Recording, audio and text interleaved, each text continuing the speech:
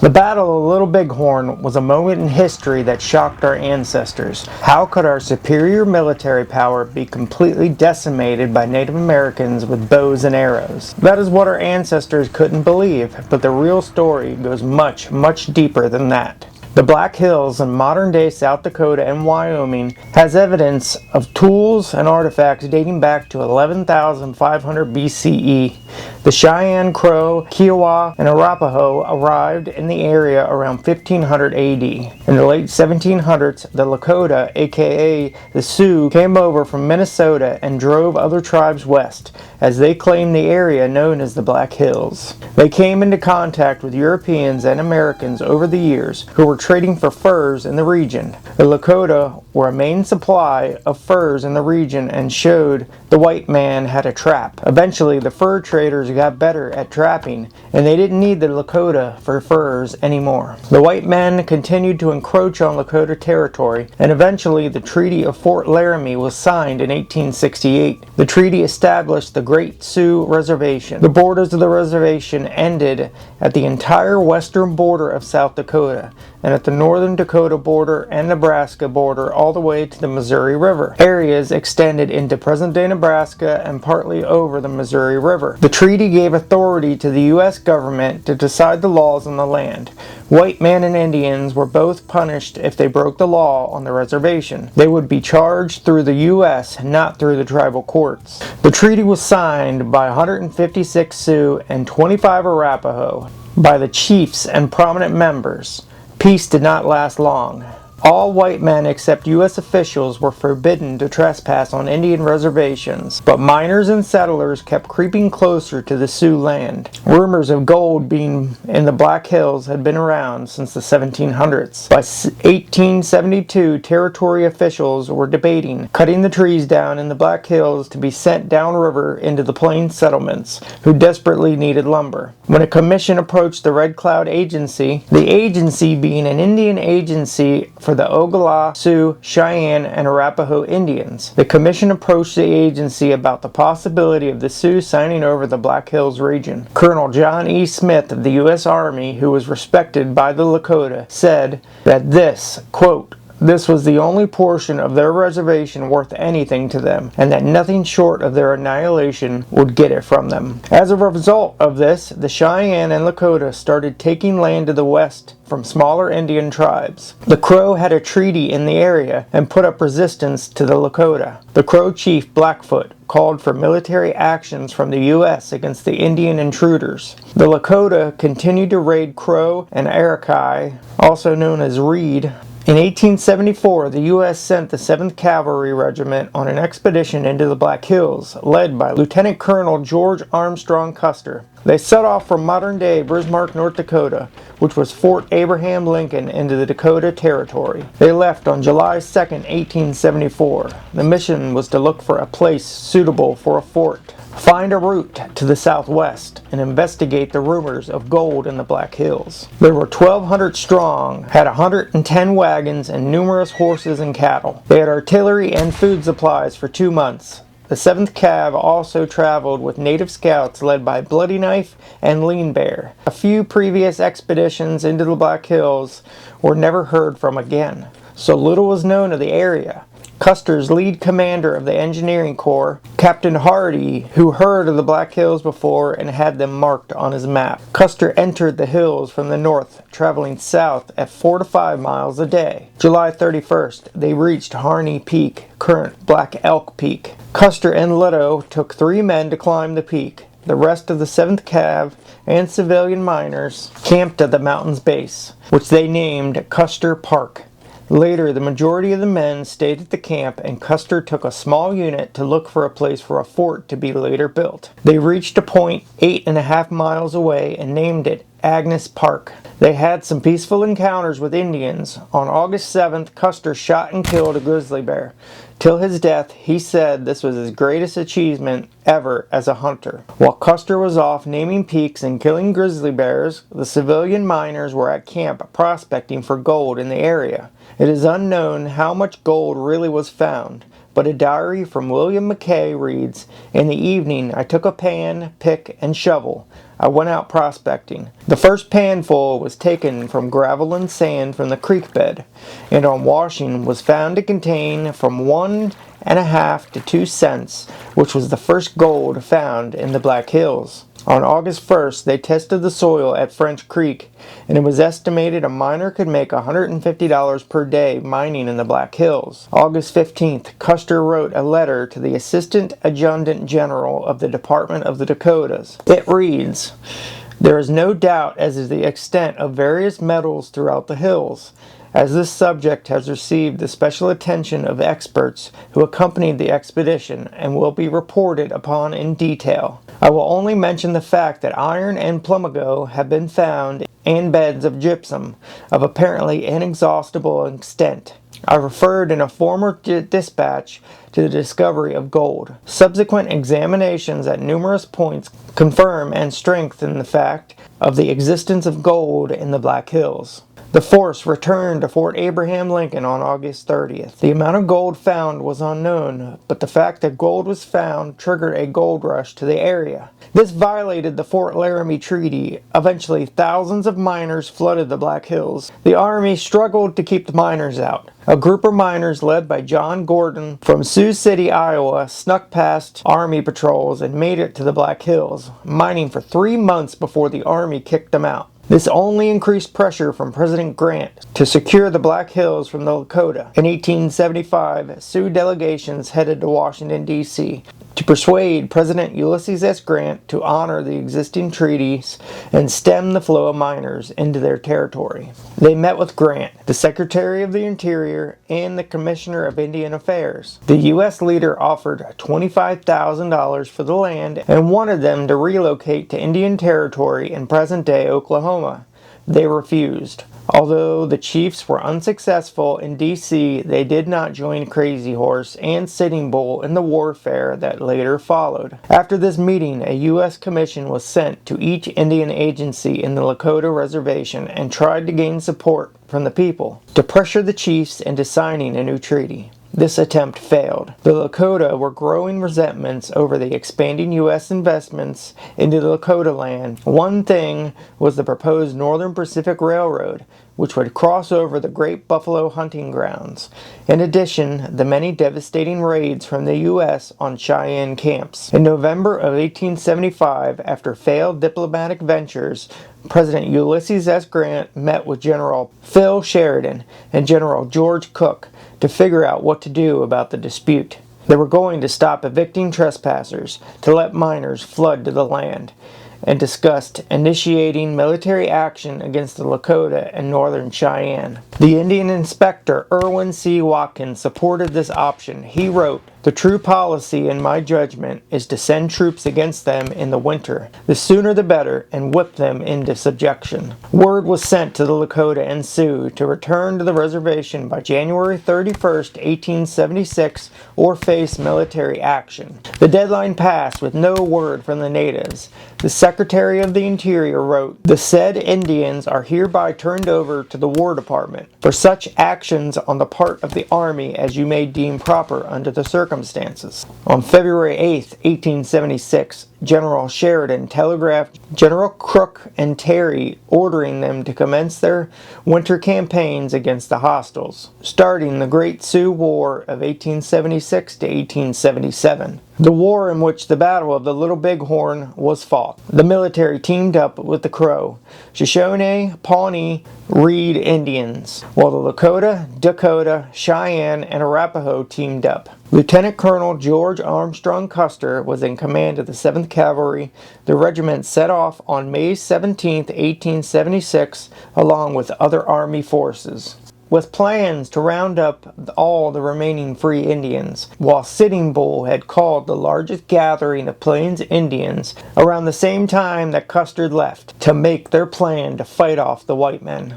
After a month, in mid-June, Major Reno was out scouting for Custer when he discovered a large village trail along the Rosebud River. He rejoined with Custer, and on June 22nd, Custer's whole regiment was to head towards the village. By the 25th, Crow Indian Scouts reported a large encampment near the Little Bighorn River. Major Reno's companies A, G, and M were the first to attack on orders from Custer. The orders said Sioux tribe members were alerting the village and to charge. Custer's plan was to capture the women and the children in the village and use them as leverage to get the warriors to stop fighting and move off the land. The orders were given without determining the size of the village or the number of Indians in it, and they did not know where the warriors were or their strength. Reno's forces crossed the Little Bighorn at 3 p.m. on June 25, 1876. They realized very quickly that the Cheyenne and Lakota were present and not retreating. The soldiers advanced across the open field. A line of trees obscured their movements. There was 2 40-man companies. They rode abreast, then 3 40-man companies, all charging abreast. The trees that obscured them also made it that Reno could not see the village. As they charged, they turned the bend and were immediately within arrow shot from the village. Neither Reno nor Custer had any idea the length, depth, or size of the village. As they charged, the teepees came into sight. He sent his Ree and Crow allies on his exposed left flank. When he saw the immense size of the village and number of Indians, he stopped the charge a few hundred yards from the edge of the village. He later suspected that this was a trap. He ordered the men to dismount from the horses and to fall into a skirmish line. For the cavalry, this formation made it so every 4th man would hold the horses for the men in firing positions. They would be spread out 5 to 10 yards from the man next to them. The officers behind the men, and the men with the horses behind the officers. Doing this formation cut Reno's firepower down by a quarter. Some accounts stated that the white men fired into the village, killing many wives and children of Chief Gall. At this time, the warriors began streaming out of their teepees and from all areas of the village. They mounted their horses and rode to the center and left flank of Reno's forces. Their right was guarded by a bend in the river and the tree line. After 20 minutes of long-range fighting, Reno had only suffered 1 casualty. He later stated that he was outnumbered 5 to 1. No reinforcements arrived from Custer. A soldier, Billy Jackson, later reported the Indians massed in an open area behind a hill on the left of the skirmish line. More than 500 warriors mounted an attack against Reno's left and rear. This forced the soldiers to fall back to the tree line on the river. They were pinned down in the trees, and the warriors tried to set fire to the brush to flush them out. One of Reno's Ree Scouts' bloody knife was shot in the head next to Reno, covering his face in crimson. The men were ordered to mount again. He yelled, "All those who wish to make their escape, follow me." The wounded were abandoned. He led a disorderly retreat for a mile, racing next to the river. No attempt was made to engage the Indians who were picking off stragglers in the rear of the retreat. The Cheyenne were hiding at a steep 8-foot bank at the river, waiting for the fleeing men to cross. They attacked at close quarters, sending some mounted soldiers falling backwards into others down the bank. The men were being fired on from up close and from behind. Some of the men were pulled off their horses and clubbed. Reno later reported that 3 officers and 28 men were killed in the retreat. Another officer and 18 men were missing. Most of the missing were left in the tree line. Many later rejoined with the detachment, shaken but alive. The battered troops of Reno made it to the bluffs, now known as Reno Hill. Captain Bentine's company, D, H, and K, rejoined with Reno's column. The men had been on a scouting mission and were summoned by a messenger, Giovanni Martino. He was the bugler. He carried a message written by Custer that said, quote, "Bantine, come on. Big village. Be quick. Bring packs. P.S.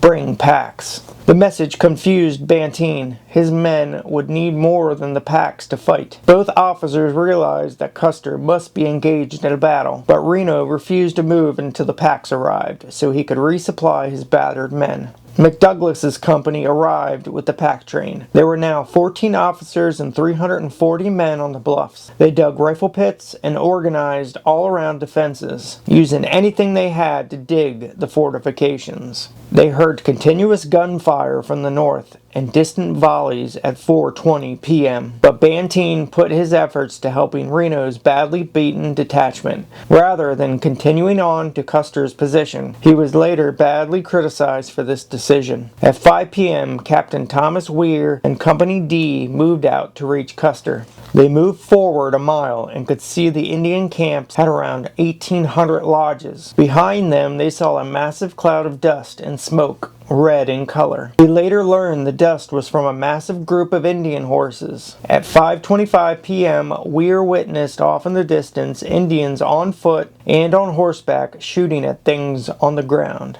possibly killing the wounded horses and soldiers on Last Stand Hill. The men were attacked and forced back to the bluffs. They were pinned down for 3 hours until night fell on the crude breastworks. The soldiers dug trenches and the Indians performed war dances. Now moving back in time, the full account of what happened to Custer's detachment is unknown. The info we have is heavily debated by scholars. Some of the Indian accounts are conflicting, so we will go over some of the events described by the Indians and by scholars. We will never fully know what happened. Even though some people claim to have survived the battle and escaped, it was not confirmed that these individuals were ever a part of the battle. Most were proven to be false. The most controversial is Frank Finkel. We will go over what scholars and the natives say about the battle, most commonly known as Custer's Last Stand. Army intelligence estimated Sitting Bull's forces to be around 800 warriors, but ultimately it was over 2,000 warriors that took part in the battles that day. Many had superior firepower over the soldiers.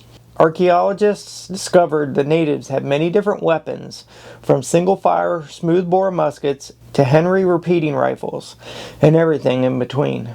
Custer had an estimated 215 men in his detachment. Custer may have witnessed Reno dismount and form a skirmish line, and led his men to the northern end of the encampment, planning to trap the natives between Reno and his detachment. Cheyenne warriors stated that at least some of Custer's men tried to ford the river at the north end, but they were driven off by sharpshooters firing from the west bank. Then the detachment was pursued by hundreds of warriors on a ridge north of the village. The men were deployed in the skirmish line, the same kind deployed by Reno, which cost him a quarter of his fighting strength. Evidence of this has been found by archaeologists, who found lines of fired ammunition. Crazy Horse and White Bull mounted a charge that broke Custer's lines. Chaos ensued from some of the men. Some Lakota accounts consist of many panicked soldiers throwing down their weapons and ran or rode to the knoll on Last Stand Hill, but others fought bravely and died where they stood. Estimates of the size of the Indian warriors differ greatly. Here are some estimates from different people. Spotted Horn Bull estimates 5,000 braves. Major Reno, 2,500 to 5,000. Captain Milan, 3,500 to 4,000. Lieutenant Hare, not under 4,000. Lieutenant Godfrey, 2,500 to 3,000. Lieutenant Edgery, 4,000. Lieutenant Varnum, 4,000. Sergeant Kinnaid, 4,000. George Hardin, 3,000. Fred Gerard, 2,500 to 3,000. An average of 3,500 warriors, but scholars estimate this to be around 1,800. Custer's men were 3.5 miles from Reno's defensive position. A crude breastworks were constructed on Custer Hill, made from dead horses. The Lakota state that most of the casualties occurred on Last Stand Hill. Indian testimony says the command structure broke down almost immediately. Soldiers had little doubts of victory or their survival. Accounts of at their final moments. Most accounts say the Lakota achieved victory after only half an hour of battle. Many accounts back in the day described a gallant last stand on the hill, most likely after the initial skirmish line failed. Men started retreating for the hill. Many were shot down where they fought. Others were chased down in a panic retreat to the hill. The horses were killed to make the breastworks, where the men were heavily outgunned and outnumbered. In under an hour, they were overrun, and any attempts to flee ended in death. Custer suffered a shot to the chest and one in the temple. It is believed both would be fatal, but the one in the chest was the one that likely killed him. The latter was after the battle, likely when the natives were picking off the wounded, a sight that Weir saw before he was forced back down the bluff with Reno. It was unaware what happened to Custer until June 27th, when General Terry arrived 2 days after the massacre. Poor intel and planning led to the defeat that day. No one knew how many warriors were actually present and willing to fight for the land. In the end, some archaeological evidence indicates some order was achieved after a few survivors made a rush for the river, but failed to reach it. 3 days after the battle, with fear of attack, the men were buried in haste, right where they had fallen, in shallow graves. After the battle at Last Stand Hill, the Indians attacked Bantine and Reno on the bluff for 2 days. Several attacks were stopped until the 27th, when General Terry arrived with his column and drew off the Indians. Wounded troops were given aid. 5 later died from their wounds. There were 3 surgeons in Custer's command. 1 died during Reno's retreat, Dr. D. Wolfe, and 1 died with Custer. So only 1 surgeon was left, Henry R. Porter, to give aid to the men. A scout rode out to meet a supply ship the far west. News was given about the defeat, and 52 wounded were brought on board and sent to Fort Lincoln. The arrival of the ship and the news of the defeat spread like wildfire. News reached the east from telegraph operators, busy for hours tapping away messages to New York. The battle was devastating for the natives. The massive encampment broke up into smaller groups. Many returned to the reservation, but now the warriors only numbered 600. 2,000 soldiers were brought in. In August, Crook and Terry took the field against the natives. Sitting Bull escaped to Canada, and Crazy Horse surrendered at Fort Robinson. The war finally ended on May 7, 1877. The Sioux were required to cede the Black Hills. They were starved into submission. The Sioux suffered around 150 dead, but accounts differ greatly. There were anywhere from 36 to 600 dead. The 7th Cav suffered a 52% casualty rate. Total, 16 officers and 242 troops died, and 1 officer and 51 troops were wounded. 3 civilians were killed. Boston Custer, brother of George Armstrong Custer, Mark Kellogg, a reporter, and Henry Armstrong Reed, Custer's nephew. The soldiers had single-shot, breech-loading 1873 Springfield rifles.